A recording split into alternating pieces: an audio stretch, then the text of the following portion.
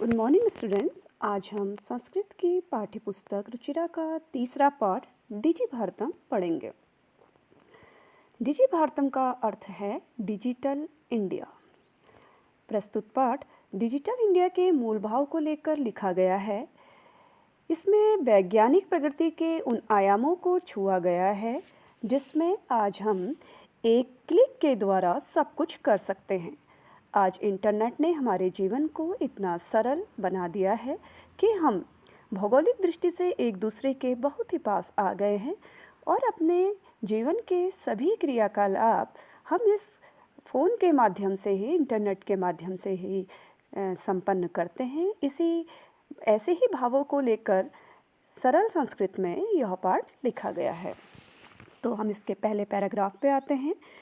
अद्य संपूर्ण विश्वे डिजिटल इंडिया इत्यस्य चर्चा श्रूयते अस्य पदस्य को भावः इति मनसि जिज्ञासा उत्पद्यते। यहाँ से लेकर हम पर्यावरण सुरक्षायाः दिशि महान उपकारः भविष्यति इस पैराग्राफ का हिंदी अनुवाद करेंगे। आज संपूर्ण विश्व में डिजिटल इंडिया इसकी चर्चा सुनी जाती है। इस शब्द का क्या अर्थ है? यह मन में जिज्ञासा उत्पन्न होती है। समय परिवर्तन के साथ साथ मनुष्य की आवश्यकता भी बदलती है। प्राचीन काल में ज्ञान विज्ञान का जो साधन था वह मौखिक था। विद्या सुनकर ग्रहण की जाती थी। उसके बाद तालपत्रों पर, भोजपत्रों पर लिखने का कार्य शुरू हुआ और समय के बदलते फिर कागज़ और पेन या पेंसिल का आविष्कार होने से हमने अपने मन के भावों को कागज़ पर लिखना शुरू किया। और उसके बाद टंकण यंत्र यानी टाइप के आविष्कार से तो सारी लिखने वाली सामग्री फिर टाइप होके आने लगी, जो बहुत समय तक सुरक्षित रही। वैज्ञानिक जो प्रगति की यात्रा है वह उससे आगे बढ़ी और आज सारे कार्य कंप्यूटर नामक यंत्र से संपन्न होते हैं।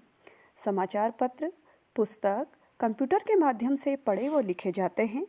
इससे क्या होता है कि कागज उद्योग में वृक्षों का उपयोग अब कम होता है और कंप्यूटर का अधिक से अधिक प्रयोग होने से पेड़ों के कटान में भी कमी आई है और जिससे कि पर्यावरण की दिशा में एक महान उपकार हुआ है। अब हम दूसरे पैराग्राफ पे आते हैं। अधुना आपणे वस्तु क्रियार्थम से सहायकाः सन्ति। आजकल बाजार में वस्तुओं को खरीदने के लिए रुपयों की आवश्यकता नहीं होती है। डेबिट कार्ड, क्रेडिट कार्ड आदि के माध्यम से आदि ने रुपयों का स्थान ले लिया है।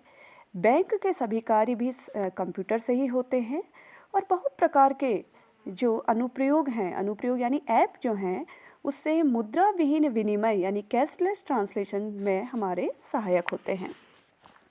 Next paragraph. कुत्रापि यात्रा करणीया प्रदातुं शक्यते। कुत्रापि यात्रा करणीया यानी कि हमें अब कहीं की भी यात्रा करनी हो तो रेलयान पत्र यानी रेलवे टिकट और वायुयान पत्र यानी हवाई जहाज के टिकटों की अनिवार्यता नहीं होती है।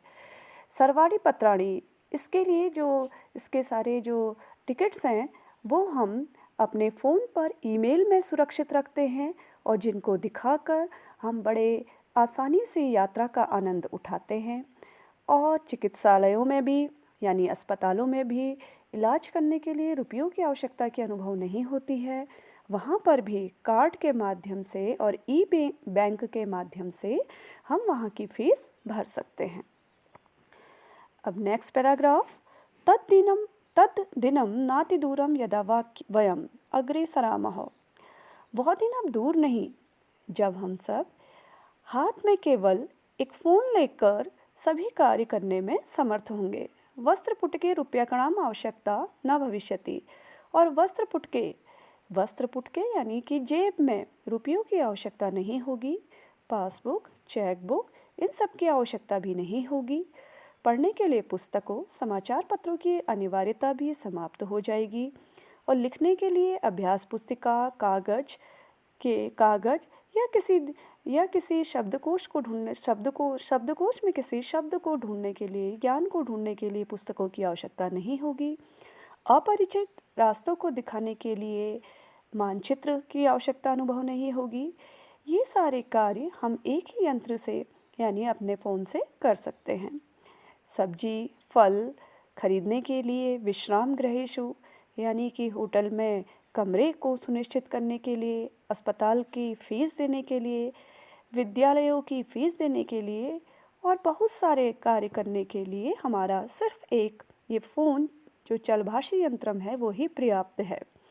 और डिजि भारतम यानी डिजिटल इंडिया इस दिशा में हम सब भारतीयों को आगे बढ़ा रहा है। धन्यवाद।